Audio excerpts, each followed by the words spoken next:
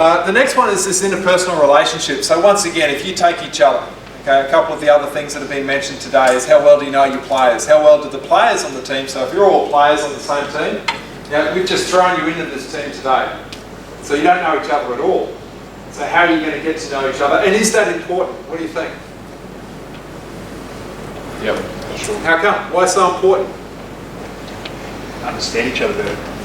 Okay, understand each other better, but for what purpose? You're a team, you have to have collective goals, and you have to have these collective values and behaviours here, all have to be on the same wavelength. Exactly, we've got to be on the same wavelength with each other. Okay, so what sort of things would you like to know about each other?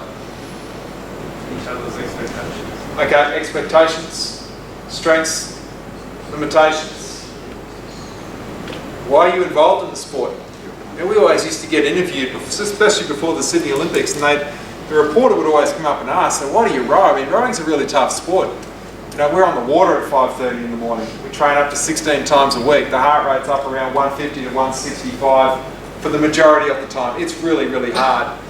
And they'd always say, so why do you row? And I'd say, far out, that's a really easy question to answer. I just want to win a gold medal at the Olympics. That's why I row. It's not because I enjoy the sunrise. But then they'd ask a couple of guys in the crew, so why do you guys row? I said, oh, well, I love hanging out with the guys. And Tim and Bo and Benny, we go fishing together as well. And everyone at the club, we're all good friends. And I'm looking at these guys like, you in my crew? It's like, oh, don't you want to win? Oh yeah, winning's fun too. So what's their motivation? Friendship, fun, enjoyment. So what do you think? I'm there to win. They're there to have friends, be fun and enjoy, which winning is fun and enjoyable, mind you.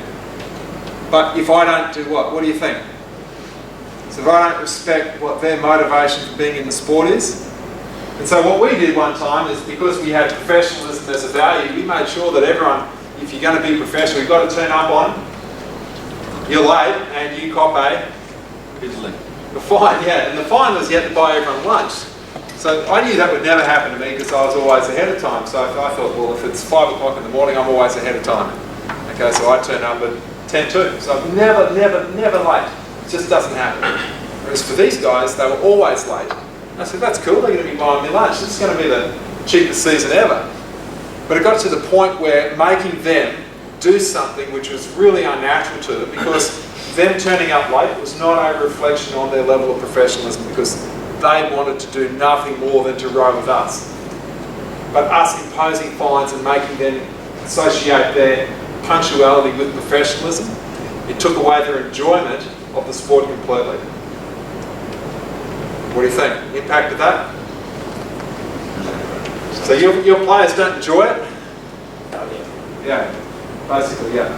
So our crew started performing really badly for a period of time there until we revamped that and basically scrapped it all.